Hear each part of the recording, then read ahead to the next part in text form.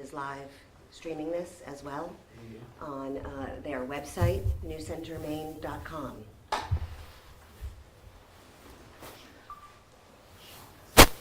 Are we all ready? Do you guys need anything? We should be good.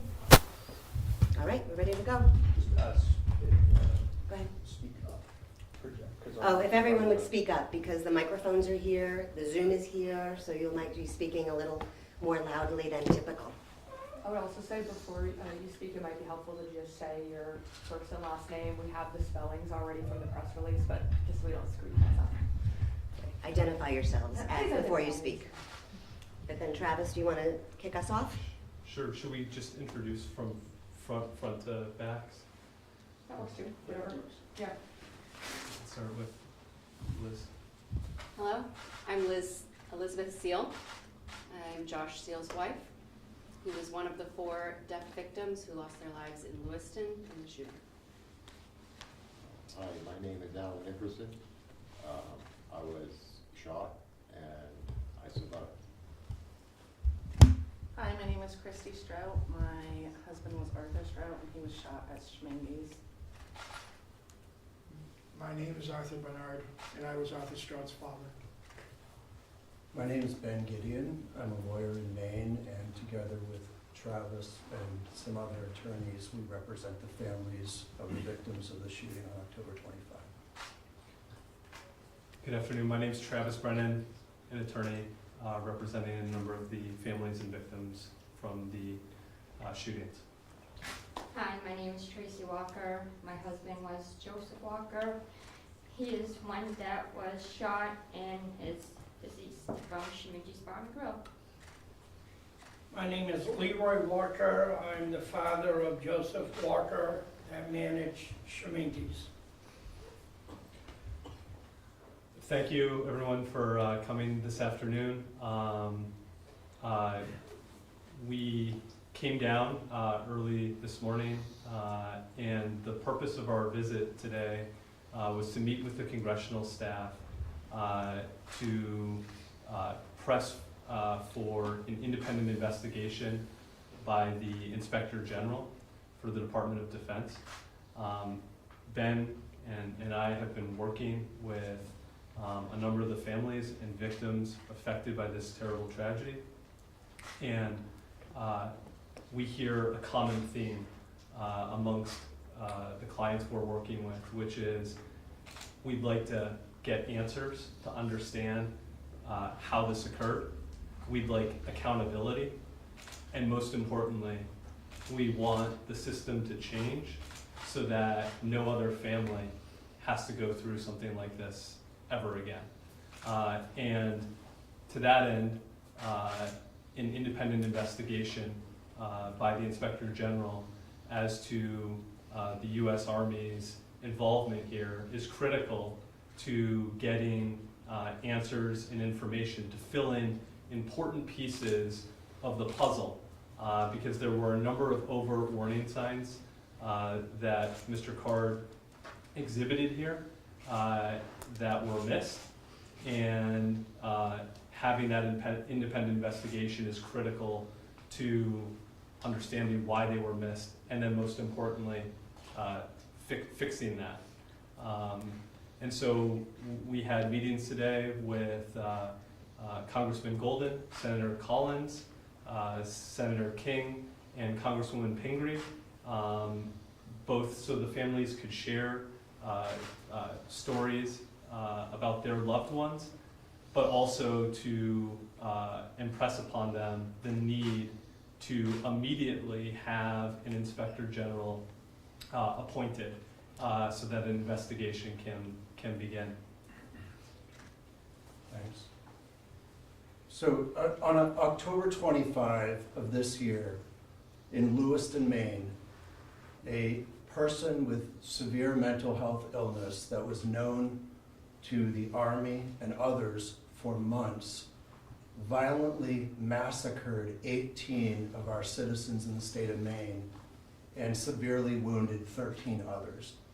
And some of the people here today are the family members of the people that were killed, and in some cases, were shot themselves. You know, we have seen an epidemic of mass shootings across this country. We just had one yesterday. There's been 2 at least since the mass shooting in Lewiston.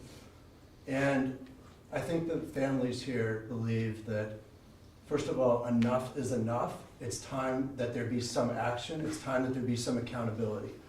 And to that end, what we have asked for here is an immediate and thorough and independent investigation into what was known, by who, and when it was known, and why there wasn't more action taken to prevent what happened in Lewiston. Because if it can't be prevented in this case, given all that was known about this individual, given that he had threatened to commit a mass shooting, and that had gone up the chain of command in his Army Reserve unit, if it can't be stopped here, it can't be stopped anywhere.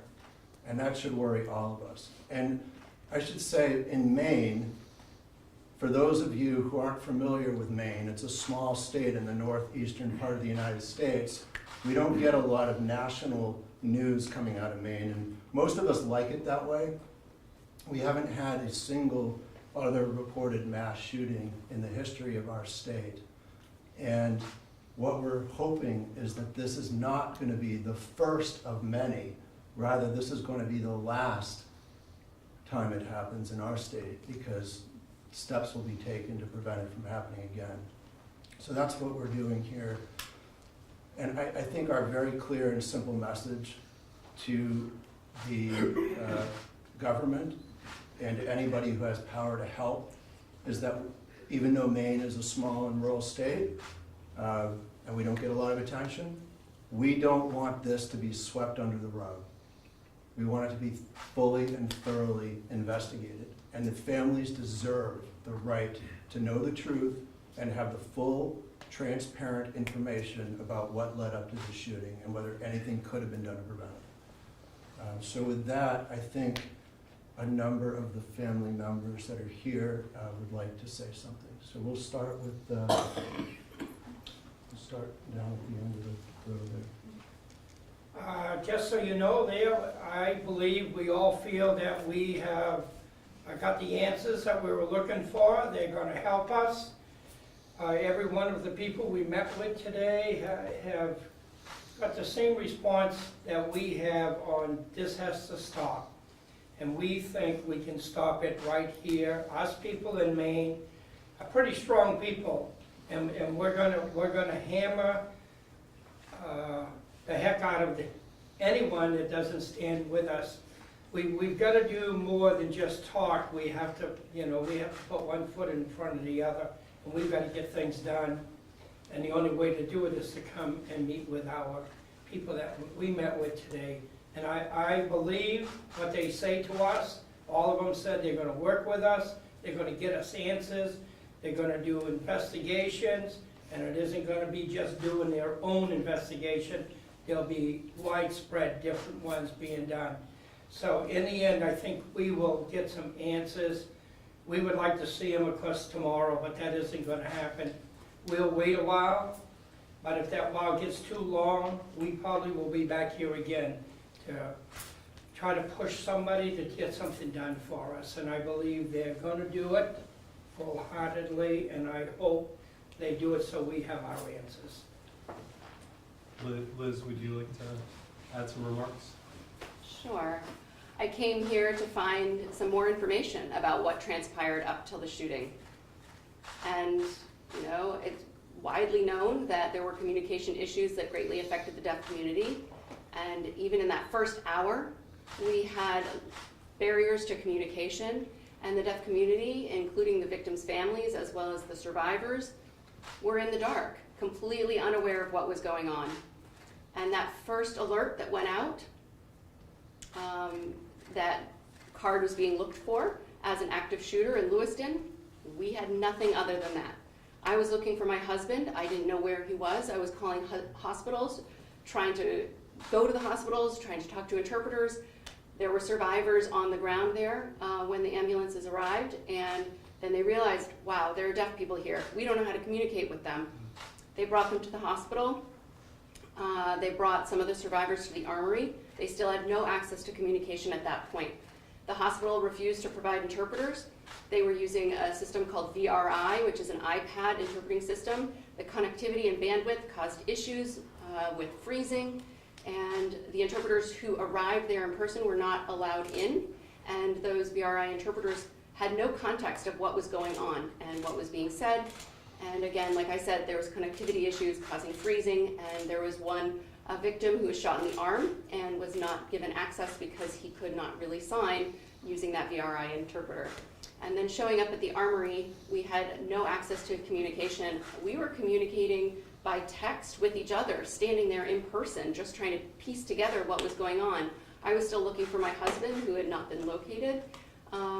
I was there all night at the reunification center. And several hours later, after the shooting, we still had no access. There were no interpreters there. My mother-in-law, who was still looking for her son, who was grieving, was forced to try and use her sign language to communicate with me. And that was not okay for her, it was not okay for me, and it was not okay for the greater community. And the deaf community who was trying to watch the news to find out what was going on, it would say breaking news, and then there would be no captions.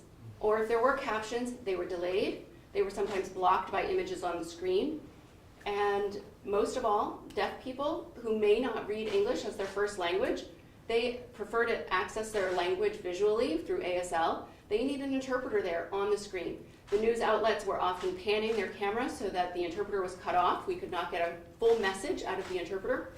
And so we are really trying to impress upon the media outlets that they keep their frame with the interpreter in it all the time and make sure you do not pan away from that interpreter and ensure communication to the deaf community. And I'm going to, this is an issue that's persisted up until this day, and we can't start our healing journey until we have all the information. And today I feel like we've gotten support for that IG investigation, and I'm very grateful for that. But I want to see action. Words are just words. I want to see them see it through. Very well said. And I felt the same thing, that they agreed with us. We already know that Senator Collins and King had started with the Army investigation, but we would like to see it go independent of that. And they agreed. So as Senator King put it, he's going to poke the bear. And we're very happy about that. Yeah, I think that pushing for answers is what we need. I want to know what led up to somebody coming into a place and just killing innocent people, not knowing what steps it took for him to get where he was is, something not just me, but my children think about. My 14-year-old looks that stuff up. That's not something that she should have to do at 14. So I'm hoping that we get answers and that the people here can help us get it. I'm happy that on the aspect that they said they would keep us up to date on their findings as they come, and that the independent investigation was going to happen. And I echo, words are words until we see the action and the things that need to change to prevent these things. And we'll talk more about that at another time, but we came here to make sure these investigations were going to get done in a timely fashion and to help everyone. To date, there has not been an inspector general who's been appointed to investigate this. We understand that a request has been made generally, but we think it's critical that an inspector general be appointed now, right now, yesterday. But we would like to see action on that issue as soon as possible, because we think that is critical to ensuring that there's objective and transparent information that comes to light. And one of the things that Ben and I have found, we're here with a small cross-section of the group that was affected, but obviously there's countless other families and victims who were impacted by this. And the things that we hear day in and day out are people are having a hard time sleeping, people are having nightmares, people are processing and grieving. And one thing that really is difficult in terms of trying to move forward in any way is when there's still so many unanswered questions.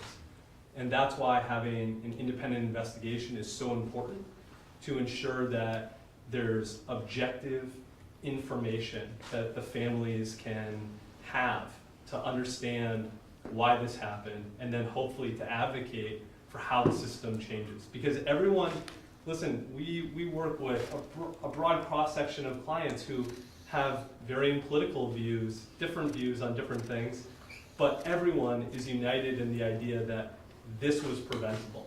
This never should have happened, and the system failed here. And so that's one of the reasons that we came here, is to advocate for the independent investigation. So with that, I guess we'll open it up if anybody has any questions.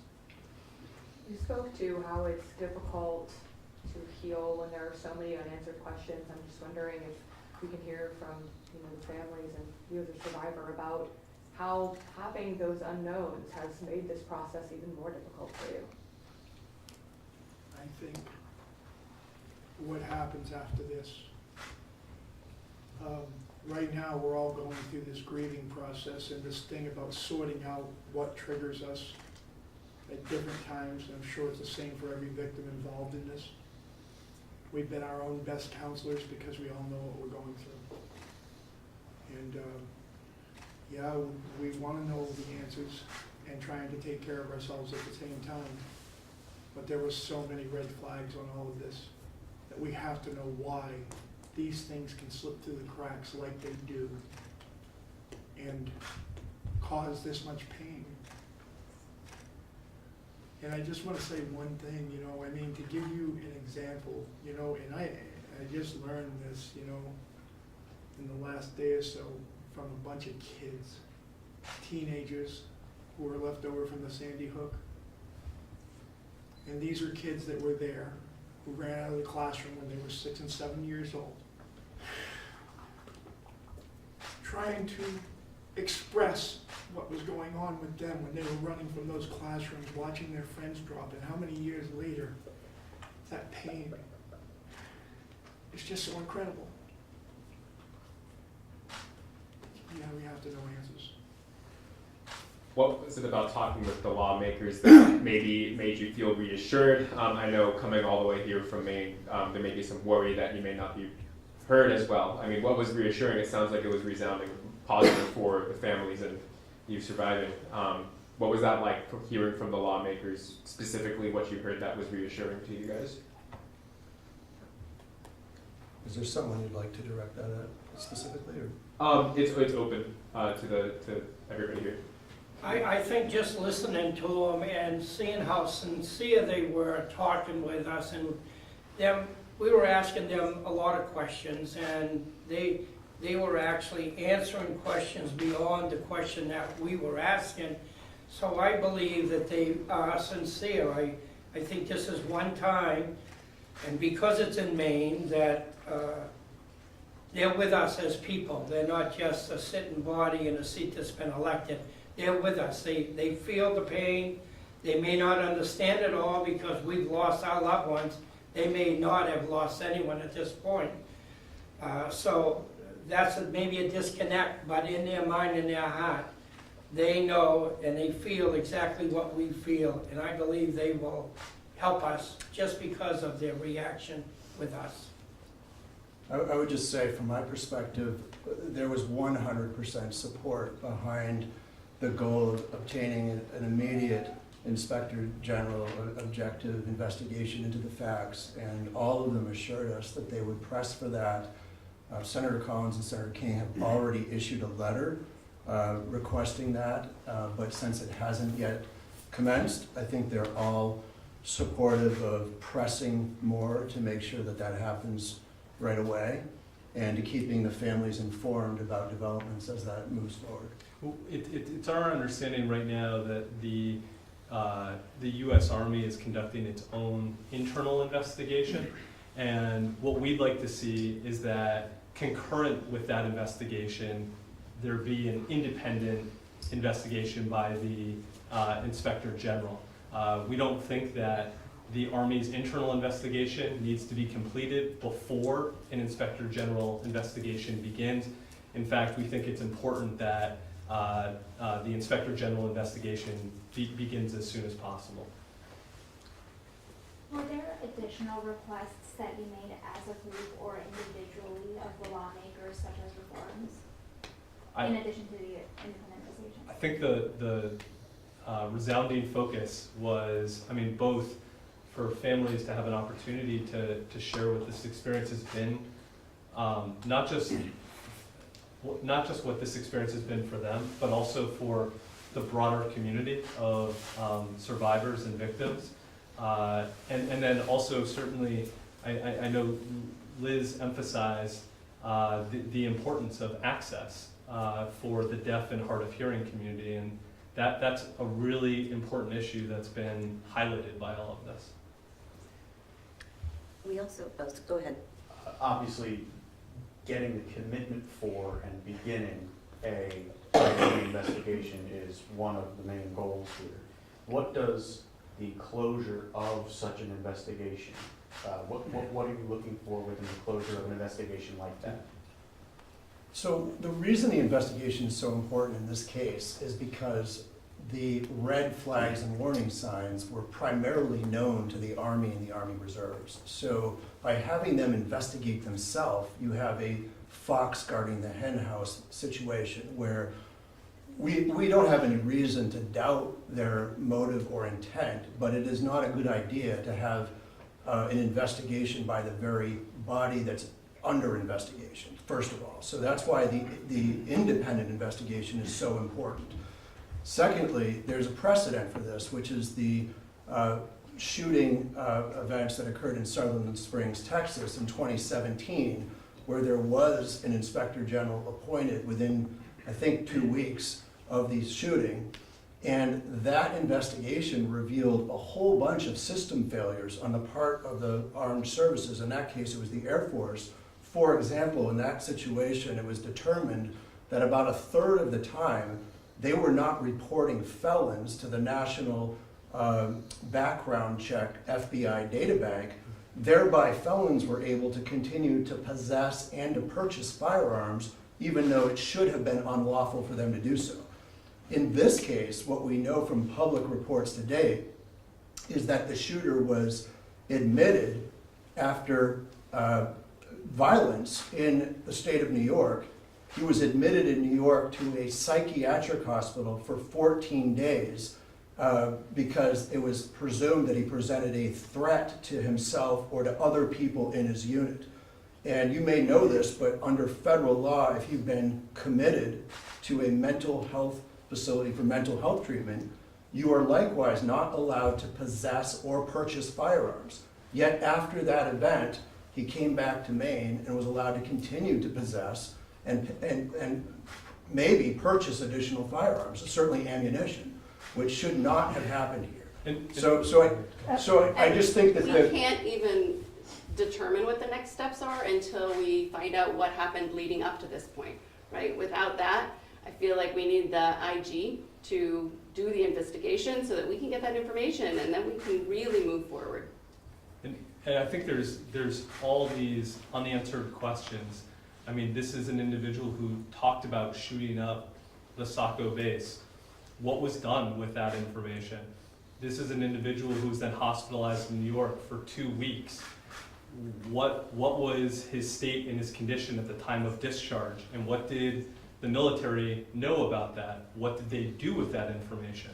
What we do know, as it's been reported, is that when he came out of the mental health hospital in July of this year, the military determined that he should not have access to his firearms, ammunition, when he was on the military base. And so one of the important questions for the family is, if he was too dangerous, imposed a threat to those on the military base, what obligations did the military have to protect those in the community the minute he stepped off of the base? We have a question on the Zoom. Sure. All right, Sasha, you can unmute and ask. Hello, everyone. Thank you for speaking with us today on this important issue. Can you speak up Sasha, a little could you bit? speak up? You're hard to hear. Could you speak up a little, Sasha? Sorry. Yep. Can you hear me now? Yes. Yep. Yep. Okay. So I understand you've heard vociferous support for what you're trying to get done from the lawmakers you've met with today in terms of the IG investigation. Have they offered any sort of timeline for when they're going to launch this, or when they might appoint someone to spearhead this? You mentioned after Sutherland Springs, that was 2 weeks. It's already been more than a month since what happened in Lewiston. How long is too long before you hear something in terms of progress here? I think there was broad agreement amongst everyone in the Maine Congressional delegation to look into the appointment of an inspector general.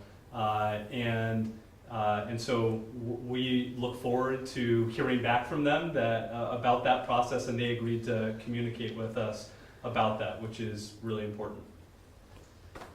I have another question for those of you impacted. What do you feel is at stake in the absence of this independent investigation? Why does this matter so much to all of you? So it doesn't happen to somebody else. Yes. That's So- that needs to happen. Didn't hear We you we at all. didn't hear you. Speak up. So it doesn't happen to somebody else. So we can fix whatever cracks were falling through. There's been so many shootings. And so many times that this has happened now. It just has to stop. We have to be better.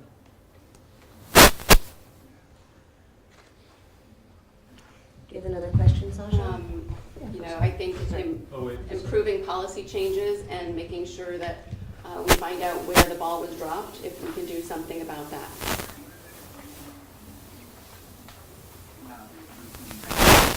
Hey guys, one more, I guess, for this. For this group of families. You've mentioned how many times this has happened before. You referenced the shooting yesterday in Las Vegas that occurred on the college campus. You're joining, as Travis has mentioned before, this larger community that no one ever wanted to be a part of. What can you say anything about what that feels like for you, or what you might say to victims of other mass shootings that have happened and that may yet happen again? I would say that these things that need to be changed, it takes a lot of people. And all of us need to band together and try to make this change, push our representatives and people to make real decisions that are just gonna save lives, and stop fighting with each other over the simplest solutions. We're hoping that much stronger rules will come out of this before we're done, whether it's just the weapon rules, or if it's the red, whatever we want to call that rule, or the yellow one, or the reverse 911. There are things that could have been done that could have prevented at least the second place that this killer went to take people down. We missed the boat all the way from the high guys up and all the way from the low guys heading back up. They missed it in the county, they missed it in the local, and of course the military missed it from whatever branch to whatever branch. It's been missed all over this country. In Maine, as far as I'm concerned, we are powerful enough and we're strong enough in this community that we can make some changes, and we can make them fast. And I think it's time that everyone sticks together and makes sure that it isn't just a little weak law put into place. Someone has to make sure these laws are enforced and make sure that nobody can do that again, especially with a sick mind. We've got to stop that, If we have to build hospitals, we have to hire more people. That's what this government should be doing. They haven't done it. Hospitals have been closed all over the country, and these people are running around half-wits or crazy or whatever the term is. We need to take care of them, not just put them out on the street so they can kill. Mental health needs to be fixed. I'd like to add, are you done? I hope that we can make some changes because nobody wants this to happen to you. And although this is horrific and we've gone through this tragic experience, I am really grateful to have all these other victims and the families and the survivors and not feel so alone in this process. My only addition to this is that we can't have a society that even if we take someone with mental health problems, I mean, that's a huge problem. I mean, the mental health thing. There are people living on the streets who can't get their mental health, needs met, or they can't even, express for themselves and advocate for themselves, and this goes untouched all across the country. But we can't have a society where even in this case, someone with these mental health problems that did something like this, say we took his guns, who can go out 10 minutes later and buy one off of Craigslist or any place with no information at all and no one needs to know. We can't have a society like that. I think one of the themes that we found in working with a number of the families and victims is that there is broad, uniform consensus that someone like Mr. Card, who had serious mental health issues, who threatened to commit a mass shooting on a military base, who had recently been hospitalized for mental health issues, should not have access to dangerous weapons. And the fact that he did is proof that the system is broken and needs to be changed. And I think one thing we can't overemphasize enough in terms of speaking with all the families and the victims who have been touched by this is, the courage and the bravery and the reaction of people in the midst of this while the events were unfolding was simply incredible. And the community that has been formed amongst the survivors and victims in the aftermath of this is truly remarkable in terms of the way that they've come together and are trying to support each other, because it's really hard. We have the holidays, we had Thanksgiving recently, and we have the holidays coming up, and this is a really hard time, really hard time. I have a Zoom question from the Bangor Daily News. For any family members or Mr. Nickerson, how pleased or not pleased are you with how much information state and local police have told you about what happened during and after the shooting? Is there anything they wish was handled differently? It's really to the group.